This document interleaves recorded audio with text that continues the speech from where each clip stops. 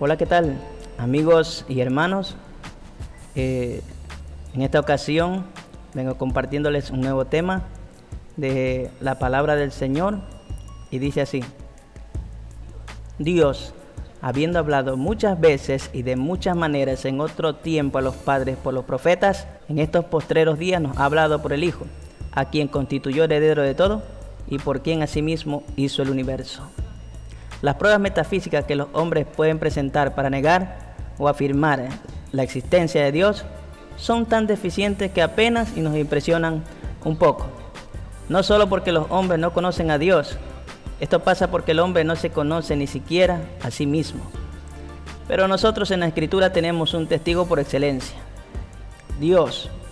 Desde el reconocimiento del carácter progresivo de la revelación, nos presenta a Cristo como la última fase de la revelación divina frente a las anteriores, que son parciales y fragmentarias. Esto se refiere a la revelación del Antiguo Testamento, que fue hecha por medio de visiones, sueños, revelaciones y angelicales. Por ejemplo, al profeta Isaías Dios se le reveló en una visión, a Jacob se le reveló en sueños y a Moisés le hablaba personalmente. Pero esta es la última, dice el escritor de los Hebreos, la definitiva, la perfecta. Y ello porque el Hijo de Dios es anterior a todo lo que existe.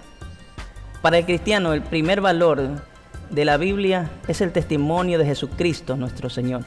La Biblia nos dice cómo se preparó el camino para su venida. Nos habla de su venida a este mundo, pero también nos habla de su ministerio y sobre todo su muerte y su exaltación. Nos habla del poder del Espíritu Santo, animando y guardando a sus discípulos, confirmando con señales y prodigios lo que Dios ya había hablado. El libro de los Hechos es un cuadro magistral del testimonio de Dios. Pero ante la pregunta, ¿existe Dios?, la Biblia no se ocupa de cuestionar en ningún momento esta verdad. Desde la primera hasta la última de sus páginas, habla de Dios. Nos hace saber que no se lo descubre por procedimientos filosóficos, científicos o esotéricos, no, sino que nos dice, Él mismo se descubre en un proceso de revelación. Entonces, volvemos a la pregunta: ¿Dios ha hablado? ¿Ha hablado? El autor de los Hebreos confirma, dice, sí. Dios ha hablado muchas veces y de muchas maneras. Entonces, si la Biblia nos habla de esta manera, Dios es un Dios vivo y por lo tanto Él habla. La Biblia entonces no contiene la palabra de hombres que hablan de Dios.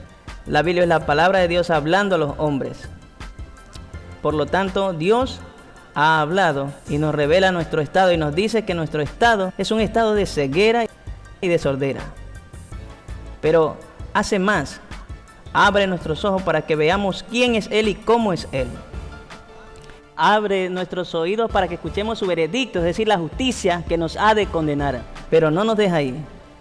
También nos hace oír sobre su ofrecimiento en la persona de Cristo. Desconocer las Escrituras es desconocer a Jesucristo. Y desconocer a Jesucristo es perderse eternamente. La única sensatez estriba en no apoyarnos en nosotros mismos. ¿Cómo saber si hay Dios? ¿Cómo llegar a conocerle?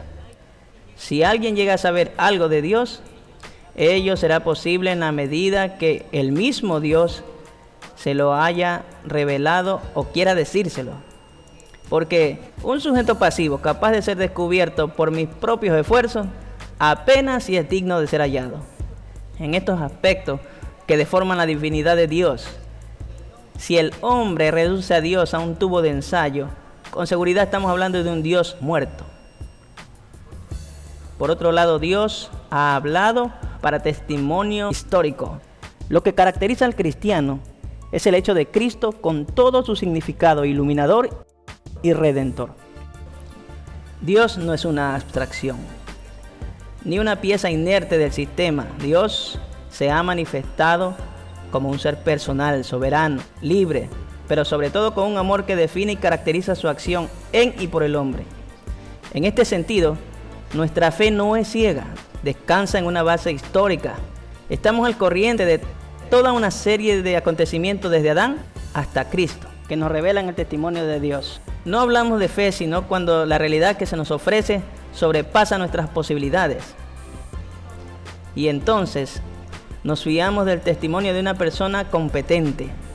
Tener fe, creer, entonces significa prestar confianza a los testigos de Dios y mayormente al testigo por excelencia, Jesús.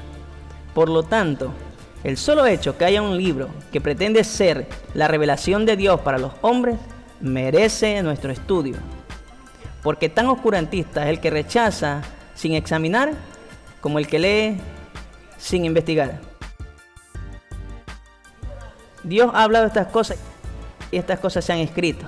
Desde Moisés hasta el apóstol, la orden de Dios fue poner todo por escrito. Transcurrieron más de 14 siglos. Estuvieron involucrados más de 40 hombres. Unos fueron reyes, ministros, letrados, sin letra, pescadores, campesinos, pastores, épocas distintas y bajo condiciones diferentes, desde la esclavitud a la libertad, desde la pobreza, desde la abundancia. Fueron testigos de desastres, de derrotas, de apostasías y de grandes avivamientos, progreso y grandeza.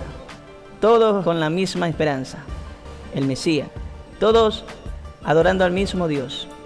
Todos proclamaban la misma verdad que progresaba en plenitud y profundidad de la revelación dada por Dios mismo, el pacto, el reino, la soberanía divina, la ley y la gracia. Detrás de cada instrumento humano se halla la acción de Dios. Por lo tanto, aunque la obra fue de muchos, el autor es uno solo. Será para nosotros luz y salvación cuando nuestra convicción sincera y honesta la acepten como un niño. Y aquel espíritu que la inspiró la hará inteligible y deleitosa. Pero, ¿para qué se escribieron? El fundamento histórico de la revelación divina se escribió con un propósito claro y concreto. En primer lugar, Dios ha enviado su mensaje. Dios nos ha informado de manera veraz, fidedigna y sabia y objetiva.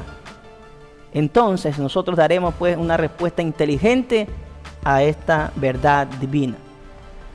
En segundo lugar, Dios envió a su Hijo y lo hizo con el propósito de morir por nuestros yerros y pecados, dándole al hombre la posibilidad de ser perdonado, salvado, transformado y elevado a la posición de hijo de Dios. En tercer lugar, Dios nos ama.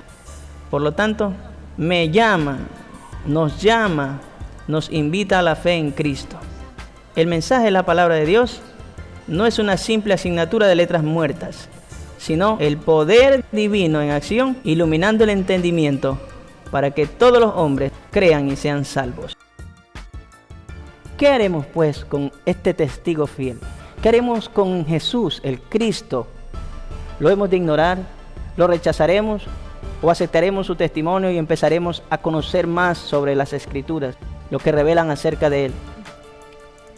Como un consejo, yo les diría, crea, investigue y estudie cuidadosamente las Escrituras, porque en ellas hay vida eterna y ellas dan testimonio de Dios. Que Dios les bendiga.